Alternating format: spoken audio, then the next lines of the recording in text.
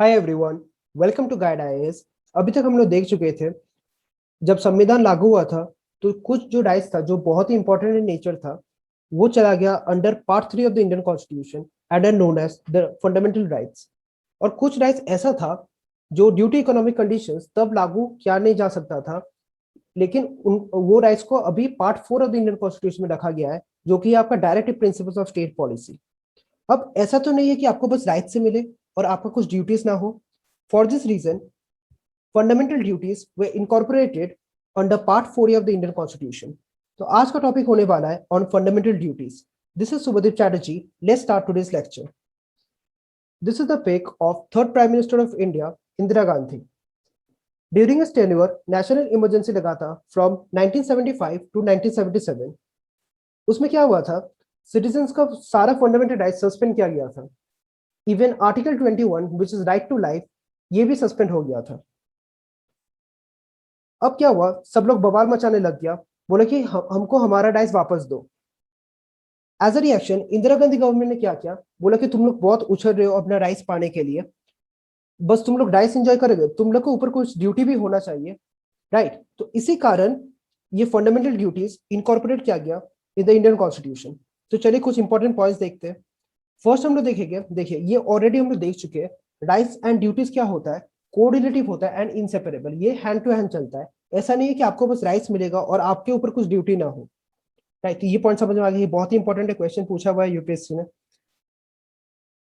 देखिए ये वाला हम लोग देख चुके हैं कि ड्यूरिंग नेशनल इमरजेंसी क्या हुआ था, फंडामेंटल ड्यूटीज ऐड हुआ था। तो इनिशियल कॉन्स्टिट्यूशन में अगर आपको से कोई पूछता है कितना फंडामेंटल ड्यूटीज था, आपका आंसर क्या होगा, 0।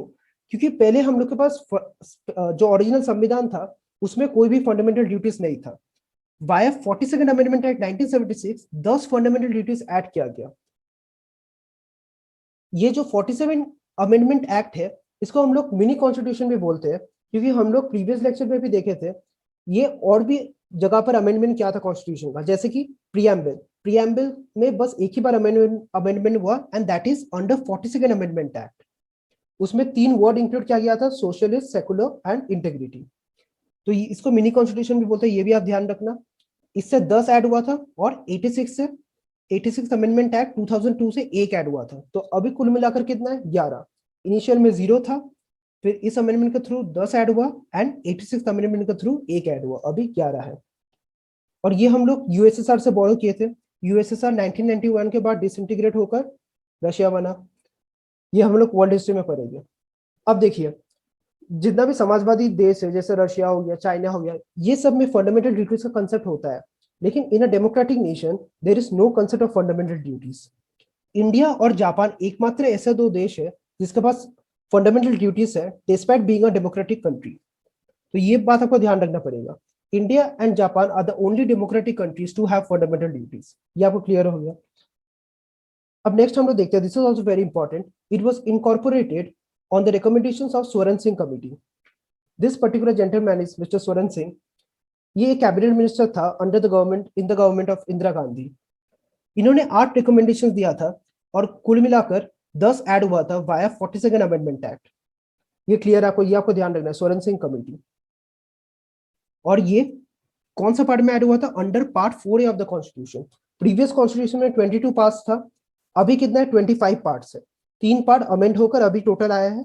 उनमें से जो पार्ट 4 है ऑफ द कॉन्स्टिट्यूशन उसमें हमारे फंडामेंटल ड्यूटीज आता है। अब देखिए आप लोग कुछ भी पढ़ रहे हो उसमें आपको क्वेश्चन करना चाहिए, हम लोग फंडामेंटल ड्यूटीज पढ़ क्यों रहे हैं, what is the significance of the fundamental duties. बहुत इंपॉर्टेंट हो जाता है। आप लोग ऐसे तो कुछ चीज नहीं पढ़ेंगे, तो हम लोग इधर देखने वाले फंडामेंटल ड्यूटीज का सिग्निफिकेंस क्या है। तो चलिए देखते हैं एक एक करके। ये एक रिमाइंडर सर्व करते थे citizens that while enjoying their rights they should also be conscious of duties. ये हम लोग पहले भी देख चुके हैं। ऐसा नहीं हम लोग बस राइट्स एंजॉय करें, हम लोग को कॉन्शियस होना पड़ेगा अबाउट आवर ड्यूटीज जो हम लोग नेशन को ओ करते हैं, सोसाइटी को वो करते हैं और हमारे फेलो सिटीजन को वो करते हैं। दिस इज वेरी इंपॉर्टेंट, ये आपको ध्यान रखना पड़ेगा कि राइट्स और ड्यूटीज को रिलेटिव होता है। नेक्स्ट हम लोग देखते हैं, ये एक वार्निंग हिसाब से सर्व करता है कि कोई एक्टिविटी एंटी नेशनल या एंटी सोशल ना हो। This is very important. अगर आप लोग फंडामेंटल ड्यूटीज फॉलो नहीं कर रहे हो तो that act can be called as anti national या फिर एंटी सोशल। क्योंकि फंडामेंटल ड्यूटीज क्या बोलता है, that we owe something to our nation, we owe some duties to our nation. और अगर आप वो ड्यूटी को नहीं कर रहे हो पालन, मतलब you are being an anti national, right. तो ये एक वार्निंग हिसाब से भी सर्व करता है। नेक्स्ट हम लोग देखते हैं, ये सोर्स ऑफ इंस्पिरेशन है फॉर द सिटीजंस, और एक डिसिप्लिन करता है, कमिटमेंट अमंग देम। ये हम लोग को इंस्पायर करता है। हम लोग आगे जाकर देखेंगे क्या क्या फंडामेंटल ड्यूटीज है। तो ये फंडामेंटल ड्यूटीज हमें इंस्पायर करता है कि we should have some duty towards the nation, और एक डिसिप्लिन एंड कमिटमेंट भी मेंटेन करता है। और ये हम लोग डीपीएसपी में देखे थे, डीपीएसपी में ये कोर्स को हेल्प करता है in examining and determining the constitutional validity of law. अब अगर देखिए, अगर जजेस को ये डिसाइड, अगर जजेस ये डिसाइड नहीं कर पा रहे एक लॉ को कॉन्स्टिट्यूशनल वैलिड डिक्लेयर करे कि नहीं, then they will take the help of fundamental duties. देखेगा if the law was made to implement any of the fundamental duties, फिर वो लॉ को वैलिड कर दिया जाएगा। तो ये एक बीकॉन ऑफ लाइट भी एक्ट करता है टू द कोर्ट्स। ये हम लोग को समझ में आ गया। और ये एनफोर्सिएबल बाय लॉ है। देखिए ये जस्टिशिएबल नहीं है, लेकिन एनफोर्सिएबल बाय लॉ है। हम लोग आगे जाकर देखेंगे कौन कौन सा फंडामेंटल राइट्स एनफोर्स किया गया है थ्रू लॉस। तो ये सिग्निफिकेंस बहुत ही इंपॉर्टेंट है, क्योंकि आपको जानना चाहिए कि फंडामेंटल ड्यूटीज का सिग्निफिकेंस क्या है। हम लोग क्यों पढ़ते हैं फंडामेंटल ड्यूटीज, हमारे संविधान में फंडामेंटल ड्यूटीज है क्यों, राइट। ये आपका क्लियर हो गया, आई होप सो। नेक्स्ट हम लोग देखेंगे लिस्ट ऑफ फंडामेंटल ड्यूटीज। ये किसके तहत आते हैं, आर्टिकल 51A। और अगर कोई आपसे पूछेगा कौन सा पार्ट में आता है, पार्ट है 4A। तो ये आपको क्लियर हो गया।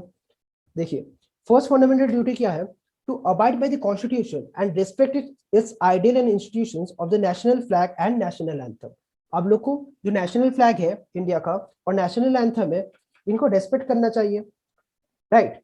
अब देखिए ये तो ऐसे में जस्टिसेबल नहीं है अंडर फंडामेंटल ड्यूटी, लेकिन अंडर फ्लैग कोड अगर आप भारत के तिरंगा को अगर गिरा रहे हो, या you are doing anything, you are doing any malpractice with it, फिर क्या होगा, आपको सजा भी हो सकता है, आपको जेल भी हो सकता है। तो ये तो जस्टिसेबल नहीं है, बट इट इज इन्फोर्सिएबल, मतलब बाद में लॉ बनाकर इसको इन्फोर्स किया गया this thing under flag code, right. ये बहुत ही इंपॉर्टेंट है। जैसे आपको आप यूएसए में जाओगे तो आपको जो गारमेंट्स है उसमें भी ये दिख जाएगा, जो अंडर गारमेंट्स है इसमें भी यूएसए का फ्लैग दिख जाएगा। लेकिन Indian flag can not be used in such cases. जो आपको चप्पल है उसमें भी आपको यूएसए का फ्लैग दिख जाएगा, but Indian flag can not be used there. तो ये अभी due to flag code this has been enforceable by law. अब ये भी हम लोग देखिए हम लोग एक एक करके स्किप करके जा रहे हैं, क्योंकि हम लोग पहले वो सब देख रहे हैं जो कि लॉ से एनफोर्स किया गया है अब तक। ये क्या बोलता है देखिए, to uphold and protect the sovereignty, unity and integrity of India. अब मान लो कल आप डिमांड कर रहे हो कि मुझे कोई दूसरा देश चाहिए, जैसे कि जो पंजाब रिलेटेड हुआ था उसमें some people were demanding of Khalistan. तो वो लोग क्या कर रहा था, ये वो लोग अपहोल्ड एंड प्रोटेक्ट नहीं कर रहा था sovereignty, unity and integrity of India. वो लोग चाह रहे थे कि हम देश से अलग हो जाए। तो उस रिलेटेड भी लॉ बना हुआ है कि आप लोग देश से अलग नहीं हो सकते हो। You have to protect the sovereignty, unity and integrity of India. Sovereignty मतलब we are supreme and free. ये हो गया। अब ये वाला देखते हैं, ये क्या बोलता है, to promote harmony and spirit of common brotherhood, एक कॉमन भाईचारा होना चाहिए against all the people of transcending religious linguistic and regional और सेक्शनल डाइवर्सिटी। हमें पता है कि जो इंडिया है it has a very diverse culture. तो इसमें सब कल्चर के बीच में ताकि भाईचारा हो, इस रिलेटेड क्या है, फंडामेंटल ड्यूटीज है। अब देखिए, अब आप अपना रिलीजन को बोल सकते हो my religion is the best, लेकिन आप किसी और का रिलीजन को नहीं बोल सकते हो कि तुम्हारा रिलीजन खराब है। देन दैट कम्स, फिर आप क्या कर रहे हो, उस पर्सन का फंडामेंटल राइट्स को वायलेट कर रहे हो। तो ये चीज आपको ध्यान रखना पड़ेगा। और and to denounce practices derogatory to the dignity of women, ये भी आपको ध्यान रखना पड़ेगा। ये आप कहीं पर भी कोट कर सकते हो, वुमेन रिलेटेड क्वेश्चन है साथ, that under fundamental duties this thing we must obey. तो ये भी अगर if you are not following this then also court can take action against you. अब ये देखते हैं, to protect and improve the natural environment including forest, lakes, rivers and wildlife. और living creatures है उसके लिए कंपैशन होना चाहिए, सिंपैथी कंपैशन होना चाहिए, राइट। तो इसके लिए ये भी हम लोग देख चुके हैं कि वाइल्ड लाइफ प्रोटेक्शन एक्ट आ चुका है, फॉरेस्ट कंजर्वेशन एक्ट आ चुका है। अभी आपको पता ही होगा कि अगर आप लोग कोई पेड़ काट रहे हो फिर आपका बहुत ज्यादा फाइन लगने वाला है। फिर जैसे सलमान खान का केस हुआ था, बहुत दिन तक रग रहा था उनको कोर्ट में। तो दिस थिंग्स अभी ये कोर्ट में मतलब आपको पनिशमेंट मिलेगा, you will get punishment if you are not following this duty. अभी ये जस्टिसेबल मतलब एनफोर्सेबल बाय लॉ है. If you are not following this you will get punished in the court. ये आपको समझ में आ गया. नेक्स्ट देखते हैं to safeguard public property and to observe violence. ये भी अगर आप जाकर कोई पब्लिक प्रॉपर्टी डैमेज करो, जैसे हम लोग देखते हैं कि कभी कभी ड्यू टू स्ट्राइक क्या करता है, रेल लाइन में डैमेज करता है, तो those are very punishable offence, उसमें जेल हो जाता है. तो ये भी अभी इन्फोर्सेबल बाय लॉ है. ये सारा को ध्यान रखना पड़ेगा जो जो इन्फोर्सेबल बाय लॉ है. अब आप इधर आ जाओ. राइट, इधर हम लोग देखते हैं to cherish and follow the noble ideals which inspired our national struggle for freedom. जो भी आइडियल से मतलब हम लोग को आजादी मिला था, हम लोग को वो चेरिश करना चाहिए और हम लोग को फॉलो करना चाहिए. अब देखिए, जो गांधी जी ने जो अहिंसा फॉलो किया था वो अभी बहुत जन नहीं मानता है, बहुत जन उसका आइडियोलॉजी से सिंक्रोनाइज नहीं करता है. लेकिन उनको कोर्ट कुछ नहीं बोल सकता है. Right, he has his own freedom, he has his right to expression under fundamental rights. So court उसको कुछ नहीं बोल सकता कि आपको महात्मा गांधी को फॉलो करना ही पड़ेगा. There is nothing like that. तो ये चीज एनफोर्सेबल बाय लॉ नहीं है. ये सब आपको ध्यान रखना है. अब ये देखते हैं to defend the country and render national service when called upon to do so. अब मान लो कोई कंट्री के साथ हमारा वार हो जा रहा है. अब गवर्नमेंट आपको बोलेगा कि आप जाकर युद्ध लड़ो, तो आपके पास तो ट्रेनिंग ही नहीं है ना, तो आप कैसे कर सकते हो? तो this is not enforceable by law. आप if you are willing to go then you can go on the borders and fight for the nation. लेकिन देखिए, लेकिन आपके पास एक्सपर्टाइज नहीं है कि आप जाकर युद्ध लड़ लो, तो यू कैन टेल दैट मेरे पास एक्सपर्टाइज नहीं है, तो कोर्ट आपको कुछ एनफोर्स नहीं कर पाएगा रिगार्डिंग दिस. तो ये हम लोग को समझ में आ गया. अब हम लोग देखते हैं to value and preserve the rich heritage of a composite culture. अब क्या बोलता है कि हमें हमारा कल्चर को प्रिजर्व करना चाहिए, जो हमारा रिच हेरिटेज है इतना. लेकिन अभी हम लोग क्या देखते हैं, बहुत देयर आर मेनी लिबरल जो कि मतलब गॉड को नहीं मानता है. तो कोर्ट उसको कुछ बोल नहीं सकता because he has the fundamental rights under right to expression, he has the liberty of thoughts.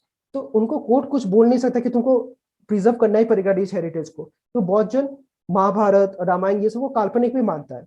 Court उसमें कुछ नहीं कर सकता. This is not enforceable by law. तो जो भी ब्लू में है those are not enforceable by law. ये आपको ध्यान रखना है.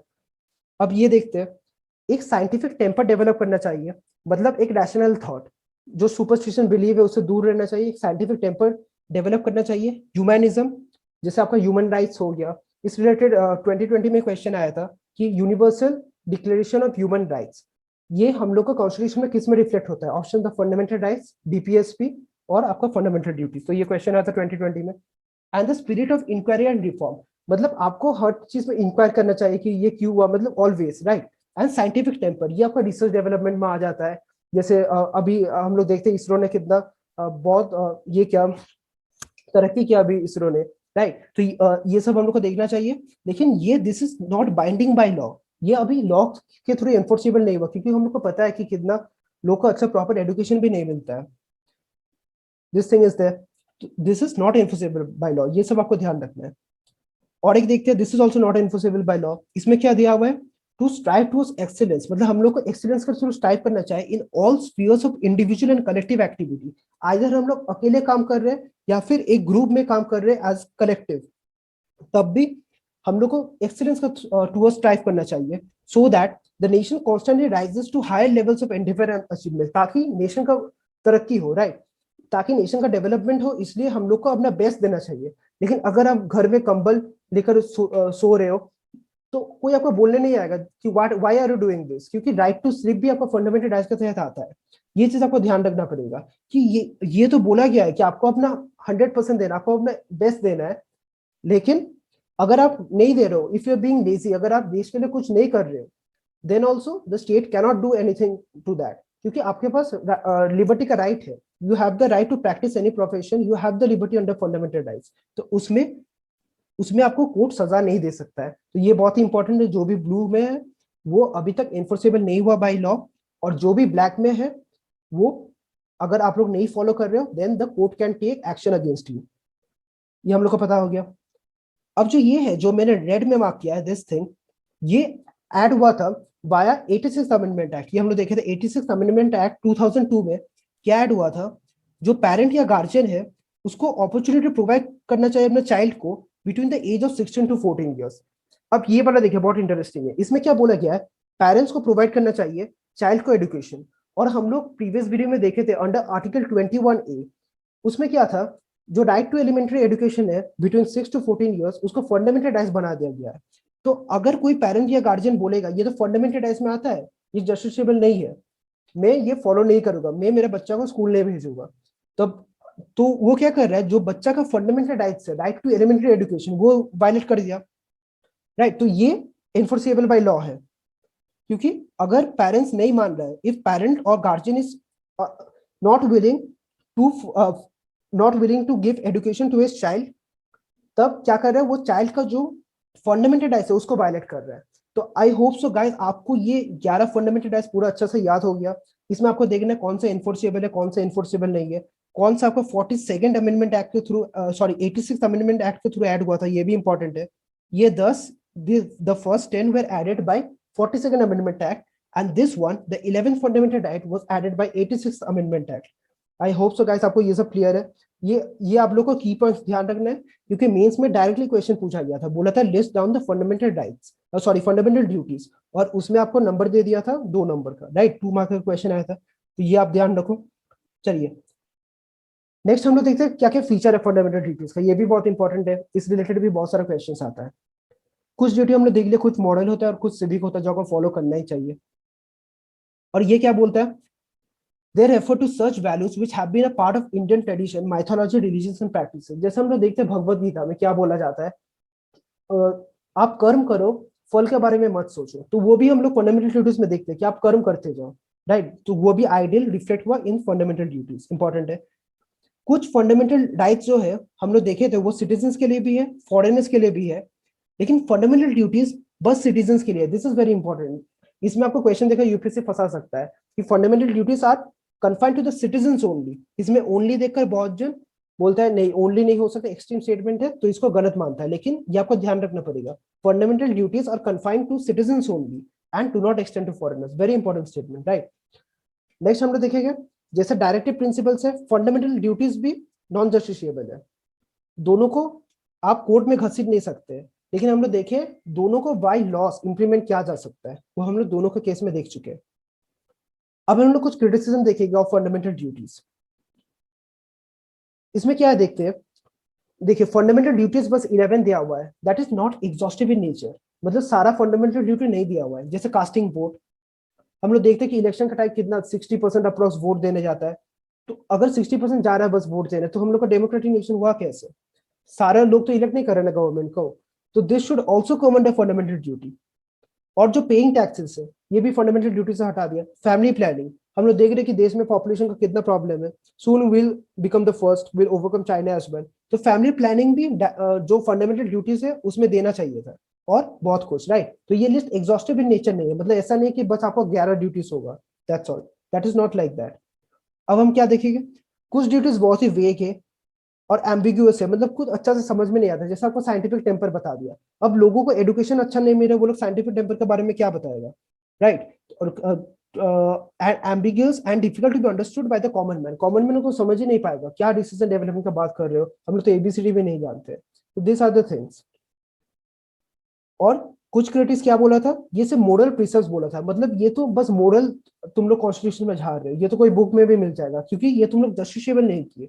वो लोग क्या डिमांड कर रहे थे कि आप लोग जस्टिसेबल करो इसको, कोई अगर नेशनल एंथम में खड़ा नहीं हो रहा है, then you should sue that person in the court, right. ये सब तो ये लोग क्या बोलता था कि ये बस आप लोग मोरल प्रिसर्व्स डाल दिए कॉन्स्टिट्यूशन में, आप लोग इसको जस्टिसेबल किए ही नहीं। ये एक हो गया क्रिटिसिज्म। इसमें देखते क्या बोलता है, जो कॉन्स्टिट्यूशन बोलता है वो, कुछ क्रिटिक क्या बोलता है, सुपरफ्लूअस, मतलब इसका कोई जरूरत ही नहीं था कॉन्स्टिट्यूशन में, क्योंकि जो राइट्स दिया गया, जो ड्यूटीज दिया गया है अंडर द फंडामेंटल ड्यूटीज, बोला कि अगर वो कॉन्स्टिट्यूशन में लिखा हो कि ना हो, बीइंग एन इंडियन सिटीजन आपको वो ड्यूटी मानना ही चाहिए, इसका कोई जरूरत नहीं था कि आप कॉन्स्टिट्यूशन में इनकॉर्पोरेट करो इसको, कुछ क्रिटिक्स का ये भी बोलना है। और कुछ क्रिटिक्स क्या बोलता है, जो पार्ट 4 में दिया गया फंडामेंटल ड्यूटीज, वो एक्चुअली क्या करता है, उसका जो वैल्यू है वो डिक्रीज करता है, has reduced their value and significance. क्योंकि हम लोग देखते हैं पार्ट 3 में क्या आता है, फंडामेंटल राइट्स, पार्ट 4 में क्या आता है, डीपीएसपी, उसके बाद जो पार्ट 4A है, पार्ट 4 के बाद जो ऐड किया गया पार्ट 4A में, उसमें फंडामेंटल ड्यूटीज आता है, मतलब ये इसका सिग्निफिकेंस को डाउन कर रहा है, पहले सबसे हाईएस्ट प्रायोरिटी किसको दिया, फंडामेंटल राइट्स, फिर डीपीएसपी, फिर फंडामेंटल ड्यूटीज आ रहा है। तो ये क्रिटिक्स का क्या बोल रहे हैं, they should be treated on parity with fundamental rights, I hope so guys आपको क्रिटिसिज्म समझ में आया ये। देखिए, आई होप सो आपको ये लेक्चर पूरा समझ में आया। This was the last slide. तो इसमें आपको ये क्वेश्चन करना है attempt. This was asked in UPSC civil service examination. इसका आंसर आप मुझे कमेंट सेक्शन में लिख कर दो। आई होप सो गाइस आपको लेक्चर अच्छा लगा। ये क्वेश्चन में क्या पूछा है, इनमें से कौन सा फंडामेंटल ड्यूटीज में लिस्टेड नहीं है, तो आपको ये मुझे कमेंट सेक्शन में बताना है। That's all guys from this video. Thanks for watching the video. आप लोग हमारे साथ टेलीग्राम पर जुड़ सकते हो। The link is given in the description. You can also DM us on Instagram and we'll try our level best to help you out. And if you like the lecture, do subscribe to the channel for more such content. That's all guys. Thank you for watching the video. We'll again meet in the next video. Till then, goodbye and take care.